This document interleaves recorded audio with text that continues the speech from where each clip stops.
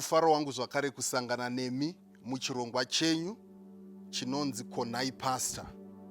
Chirongwa ichi chirongwa chakaitirwa imi vatereri kuti kana mune mibvunzo yamunayo ine chekuita neBhaibheri mutumire paplatform dzedu dzepa Facebook nepa YouTube pano paMandara Media. Saka nhasi ndine mubvunzo wandinawo pano wandoda kuti ndipindure wakatumwa. Tinokukumbirai kuti murambe muchituma mibvunzo iyi irambe ichiuya kwatiri, ende isu tichazama nepatinogona napo kukupindurai. Mubvunzo wandinawo pano apa unoti: chii chaicho chaicho chakasikirwa munhu? Chii chaicho chaicho chakasikirwa munhu?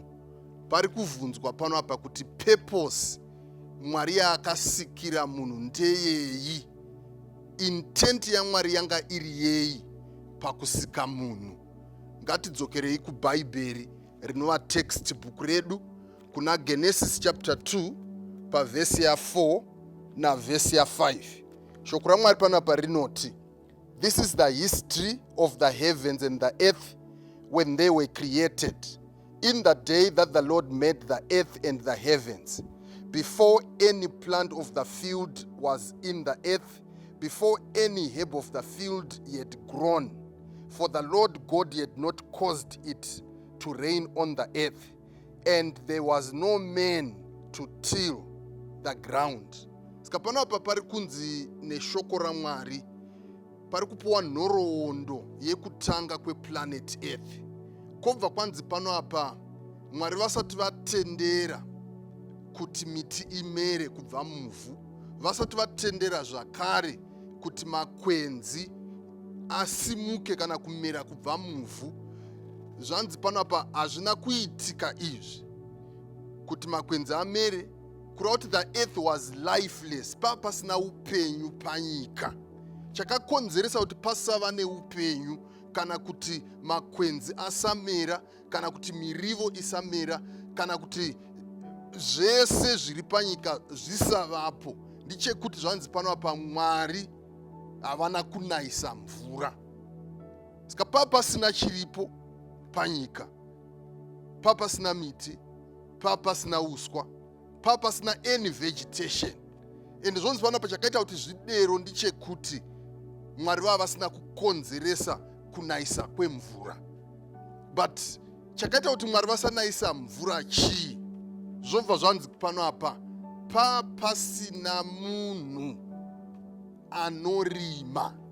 Saka motivation yaMwari yakavasunda kuti vasike munhu ndiye kuti munhu auye panyika kuzorima kana kuzoshanda. Our primary purpose sevanhu kurima, kushanda on the planet earth. Saka mukacherechedza zvakanaka vhesi ino iri kuti kana pasina manager kana kuti murimi, Mwari havatenderi growth.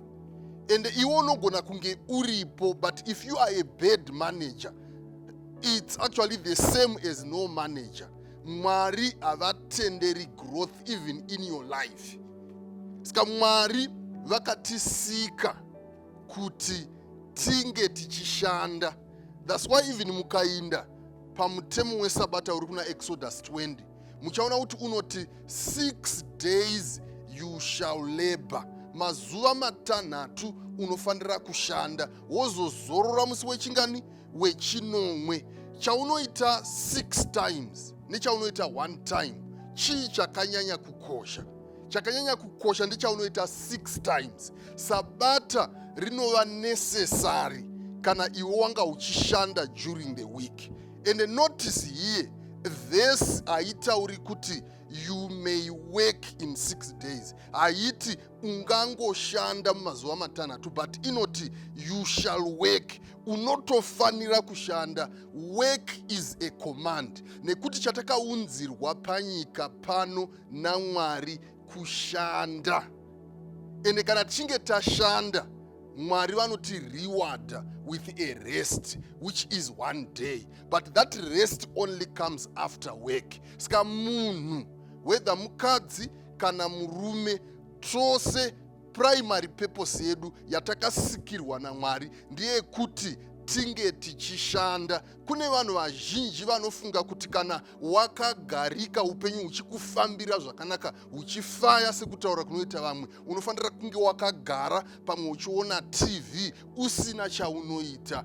Izvozvo zvazvisingazi muurongwa hwaMwari. Mwari vanotaura vachiti vakatisika kuti tishande, ende basa iri ratinofanira kuita rakatouya kwatiri way before sin.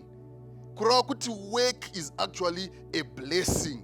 That's the reason why we are on planet Earth. Saka kana kune vaya vaingogara machurchboard avo vachiti munhu uyu toda kuti timusenje nekuti anoshanda musi weSabata, zvakakosha kuti titarisise kune vamwe vanongoswera vakagara vakazorora in 6 days vari kuputsa Sabata. Tinofanira kuti navovo tivadiscipline. Saka duty rechechi nderekuona kuti are people active doing something during the course of the week so that they can deserve to rest on the Sabbath. Saka primary purpose yakasikirwa munhu naMwari ndeyekuti tishande. We are supposed to till the ground. Shoko rinoshandiswa muchiHebheru panyaya yekuita till the ground kana to work the land rinonzi eragon. Shoko rinoreva kuti become kana kuti reveal yourself kana kuti manifest yourself. Rinogona kureva zvakare kuti a manager. Kureva kuti basa iri it's not really on the outside but rakaiswa mukati medu but rino manifesta on the outside. Saka you have to think, you must have a strategy yawafunga zvakadzama, then you apply it on the outside so that zvakaiswa mauri naMwari zvionekwe kunze. Like a mango seed, Mwari vakaisa mairi a mango tree, and ukati mango seed become a tree, the tree will come out of the seed. So your work is not outside you, it's not ahead of you, but yakaitwa trap mauri like a seed, and God is saying to you, become what I made you to become. Saka we were primarily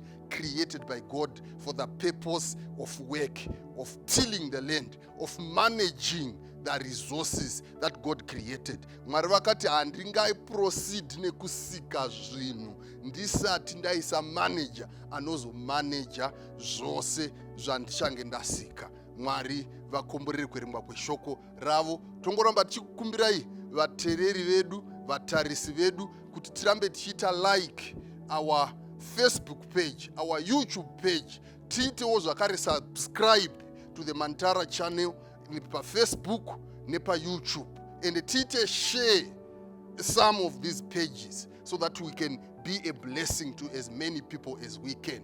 Mwari vatikomborere tose. Amen.